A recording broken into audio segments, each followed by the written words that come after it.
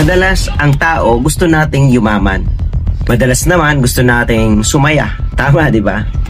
Madalas ang tao gustong magtagumpay. Sino ba namang gustong mabigo? Madalas ang tao gustong makaraos sa kahirapan. Madalas gusto lang nating makatulong sa ating mga magulang, kapatid, kaibigan at sa mga kakilala. Sa totoo lang, lahat ng mga bagay na yon ay sobrang ganda. Lalong-lalo na kung alam mo ang dahilan kung bakit ka nabuhay sa mundo. Kasi pag nalaman mo ang purpose ng buhay mo, lahat ng mga bagay na binanggit ko, magiging collaboration ng buong buhay mo. At doon mo na madidiscover na yung buhay mo nagkaroon ng silbi. Mamamatay ka man eventually someday, but you know that your life is worth it. Nakakalungkot nga lang kasi napakaraming tao hindi siniseryosong alamin kung ano ang purpose ng kanilang buhay.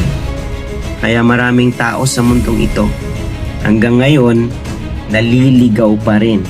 Parang isang sasakyan na bumabiyahe sa isang malaking highway. Maraming gasolina pero naubusan sa kalagitnaan ng journey. Kulang ba ang gasolina? Hindi. Kulang ang kaalaman kung saan siya papunta. Kasi bago siya bumiyahe, hindi niya inalam kung ano ang destinasyon na dapat niyang puntahan. Kaya mga kapatid, chapter 2 ng book na to ay purpose.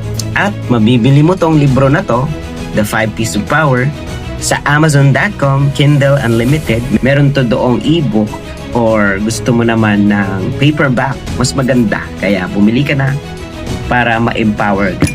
God bless you.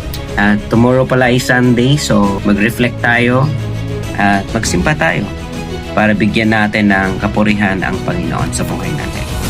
God bless you all.